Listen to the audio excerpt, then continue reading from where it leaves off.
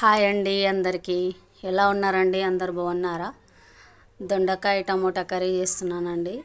చూడండి, దొండకాయలు ఇలా చిన్న చిన్న ముక్కలుగా కట్ చేసుకోవాలి. ఇవి నాటి దొండకాయలు కాదండి, శంషాబాద్ దొండకాయలు. ఉల్లిపాయలు పచ్చిమిరపకాయలు కట్ చేసిన ముక్కలు వేసుకోవాలండి ఆయిల్లో.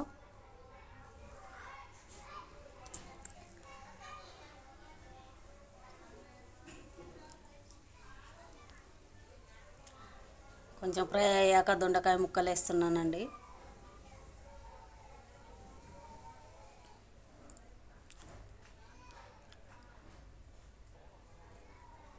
కరివేపాకు కూడా వేసేస్తున్నాను.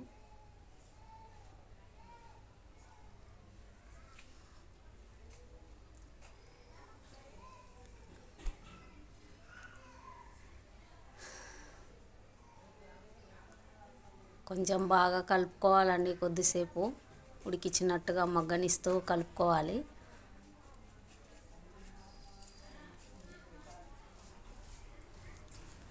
చూడండి, అందులోకి ఉప్పు 1.5 స్పూన్ ఉప్పు, 1.5 స్పూన్ ధనియాల పొడి,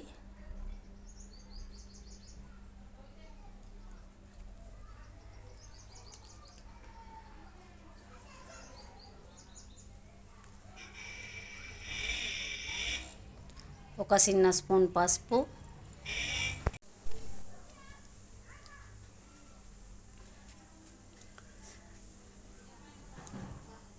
1.5 స్పూన్ కారం అండి. 1/2 కిలో అండి దొండకాయలు. గరం మసాలా 1/2 స్పూన్, అల్లం వెల్లుల్లి పేస్ట్ 1 స్పూన్ వేసుకోవాలి.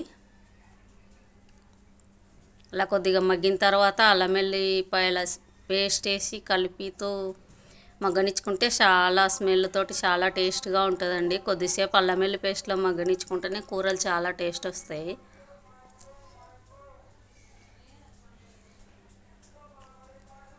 కొద్దిసేపు పేస్ట్లో మగ్గనిచ్చుకోవాలండి అల్లం వెల్లుల్లి పేస్ట్ వేసిన తర్వాత.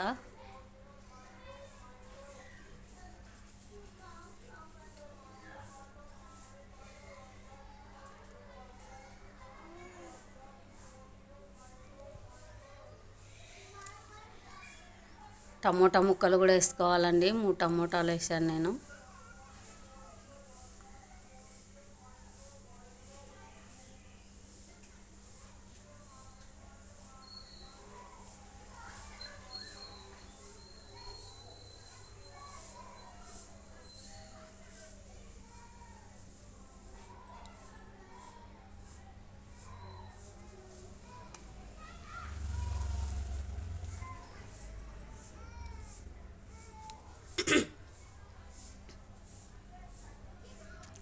ఇందాక వేసి పెట్టుకున్న మసాలాలన్నీ వేసి బాగా కలుపుకోవాలండి.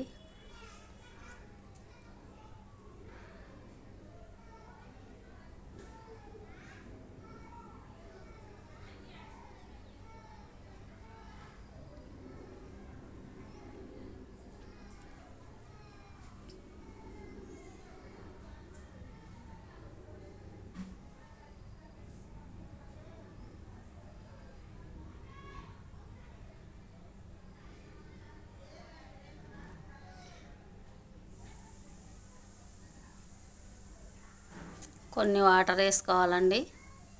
1 టీ గ్లాసుడన్ని వాటర్ వేసుకోవాలండి. కుక్కర్లో పెట్టాం కదా, ఎక్కువ వాటర్ ఏం అవసరం లేదు. ఇవి శంషాబాద్ దొండకాయలు కదండి, 4 విజిల్లో 5 విజిల్లో అలాగ పెట్టుకోవాలి. లేకపోతే ఇవి కొంచెం కరకర అంటుంటాయి, సరిగా ఉడకవు.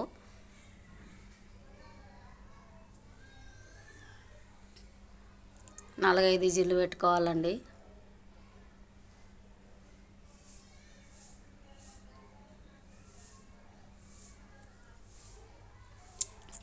చూడండి, వాటర్ పోయి అంత ఆయిల్ పైకి వచ్చేసింది.